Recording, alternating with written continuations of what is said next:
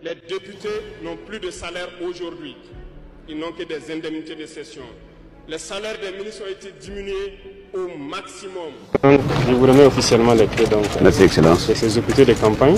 Je pense que la tendance, ça sera ça maintenant. Tout à fait.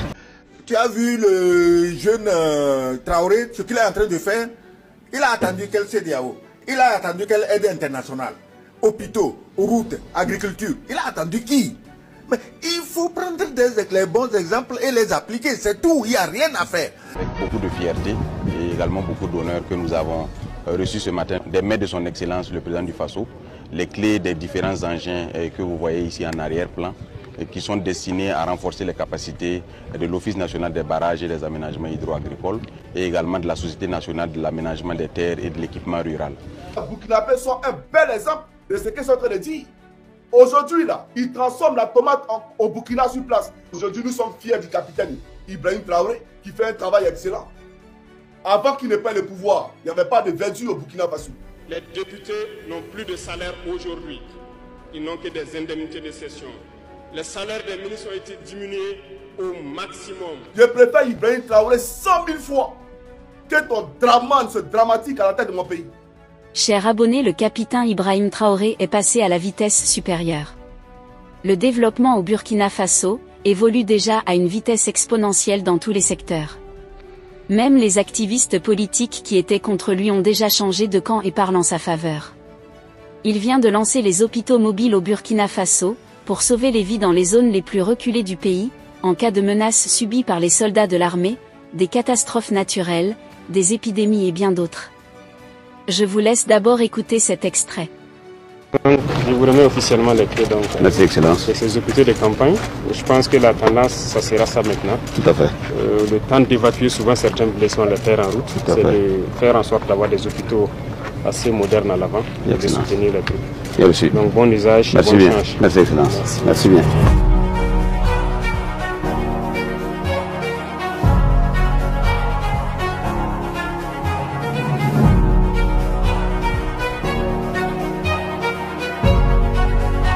Là, il s'agit d'un hôpital mobile de campagne. C'est un hôpital qui est conçu pour être déployé normalement au plus près des troupes en opération, dans les zones les plus sûres, pour pouvoir mener des interventions et mener une prise en charge immédiate avant maintenant d'être évacué plus tard vers le niveau central. Il y a d'abord le véhicule imagerie. Et le véhicule imagerie, il permet de faire tout le diagnostic. Et le diagnostic en passant par le scanner, par la radiographie et par le laboratoire. Le deuxième véhicule, qui est un véhicule salle opératoire, qui est aménagé pour pouvoir faire des opérations chirurgicales à l'intérieur. Il est bien aménagé pour cela, il est assez spacieux et il permet de faire la stérilisation. Et il est équipé aussi d'un frigo banque de sang qui permet de stocker le sang et d'amener sur le terrain pour faire le travail. Et il sert également dans les grandes manifestations d'envergure nationale. C'est bien que cet hôpital soit déployé en mesure de prendre en charge immédiatement des blessés qui pourraient survenir au cours des manifestations. L'autre avantage, c'est que le scanner est de 32 barrettes, ce qui permet, ça donne l'autorité au gouvernement de pouvoir, par exemple, soutenir un hôpital dont le scanner est en panne. Le véhicule peut se déplacer n'importe où, rejoindre l'hôpital ou le CHR, aller stationner là-bas pendant quelques jours ou quelques semaines, les aider à faire les examens de scanner jusqu'à ce que leur scanner soit réparé et il peut replier à tout moment. Donc ça, c'est un soutien stratégique qui va permettre aussi de remédier aux problèmes récurrents de panne de scanner dans les hôpitaux. Le chef de l'État a voulu témoigner aux troupes en opération que là, il suit de près tout ce qui se passe. Et le souci, c'est de pouvoir, à travers ce geste, permettre à l'équipe de santé d'être au plus près des hommes en opération et de faire des prises en charge pour leur permettre d'avoir le moral et continuer les opérations. C'est quand on est blessé et on sait que sur le champ, on sera pris en charge dans les heures qui suivent. Il n'y a aucune inquiétude, les gens auront le moral pour combattre. Chers abonnés, beaucoup se demandent comment le capitaine Ibrahim Traoré a fait pour avoir de l'argent pour lancer ce immense plan de développement. Il faut noter que la plus grande partie de cet argent provient de la réduction du train de vie de l'État. Il a supprimé le salaire des députés, diminué le salaire des ministres et a commencé une gestion transparente des fonds publics. Je vous laisse d'abord écouter cet extrait. Les députés n'ont plus de salaire aujourd'hui. Ils n'ont que des indemnités de session. Les salaires des ministres ont été diminués au maximum et le peuple contribue. Vous ne pouvez pas lutter et vouloir que les dirigeants soient dans un luxe insultant. Les peuples doivent se réveiller et exiger cela de leurs dirigeants.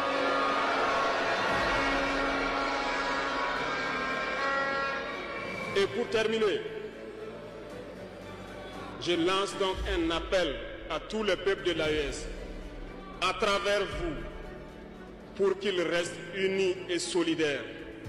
Toute souffrance a une fin. Chers abonnés, regardez encore cet extrait.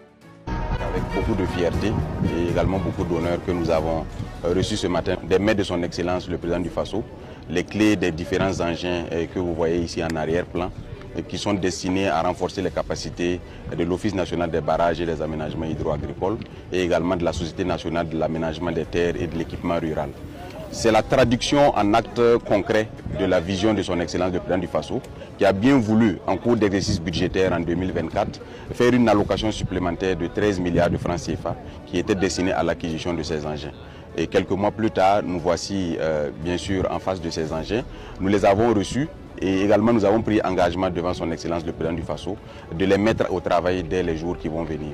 Nous avons également reçu des instructions allant dans le sens d'utiliser ces engins à bon escient et de faire en sorte que ces engins puissent être un facteur supplémentaire de réussite de la mise en œuvre de l'initiative présidentielle pour la production agricole et également de l'offensive agro-pastorale 2023-2025 et qui sont en train d'être mis en œuvre dans notre pays et qui ont déjà donné des résultats, mais qui ont également décelé comme enjeu principal la question de la mobilisation d'eau pour faire en sorte d'accroître notre production sous maîtrise totale d'eau. Donc c'est donc avec beaucoup de fierté et beaucoup également d'honneur que nous avons reçu ces engins ce matin. Et bien sûr, nous allons les mettre à l'épreuve pour pouvoir donner satisfaction au peuple burkinabé. À l'écoute du capitaine Ibrahim Traoré, on comprend bel et bien qu'il est plus que déterminé à conquérir la souveraineté de son pays dans tous les secteurs.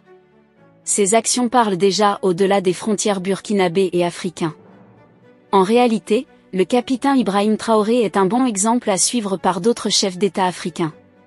Ses actions ont touché tous les Africains au point où les activistes politiques comme Sokoayou, Johnny Pacheco et Bagbo Koné le félicitent déjà. Je vous laisse d'abord écouter ces extraits et on revient après pour la conclusion. Tu as vu le jeune Traoré, ce qu'il est en train de faire? Il a attendu quelle CEDEAO, il a attendu quelle aide internationale, hôpitaux, routes, agriculture, il a attendu qui? Mais il faut prendre les bons exemples et les appliquer, c'est tout, il n'y a rien à faire. Si vous attendez votre développement de ceux qui ont intérêt à vous maintenir dans la pauvreté, parce que c'est eux qui siphonnent vos richesses, mais attendez, alors pourquoi ils ne sont pas développés?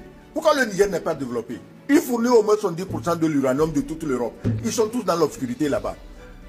Pourquoi le Mali, avec son or, son coton, ils se sont développés jusqu'où? Mais des gens sérieux, des gens patriotes viennent, ils disent nous voulons contrôler nos richesses et justement construire nos pays, et c'est eux qu'on diabolise. Mais je ne comprends pas. Aujourd'hui, nous sommes fiers du capitaine Ibrahim Traoré qui fait un travail excellent. Avant qu'il n'ait pas le pouvoir, il n'y avait pas de verdure au Burkina Faso.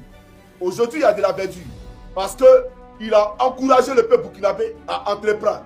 Il a encouragé le peuple burkinabé à se lancer dans l'agriculture. Aujourd'hui, de l'ananas pousse au Burkina Faso. Aujourd'hui, du cacao pousse au Burkina Faso. Donc, rien n'est impossible en Afrique. Rien n'est impossible en Afrique. L'Afrique, là, Dieu l'a bénie. Donc, il suffit que les Africains mettent du sien, de la volonté, pour que leur cauchemar se transforme en paradis. Et aujourd'hui, les Burkinabés sont un bel exemple de ce qu'ils sont en train de dire. Les amis, que pensez-vous du capitaine Ibrahim Traoré? Laissez votre avis en commentaire. Si vous avez trouvé la vidéo intéressante, cliquez sur j'aime et partagez à vos amis. Mais n'oubliez pas de vous abonner et de cliquer sur la cloche de notification pour ne pas rater mes prochaines vidéos.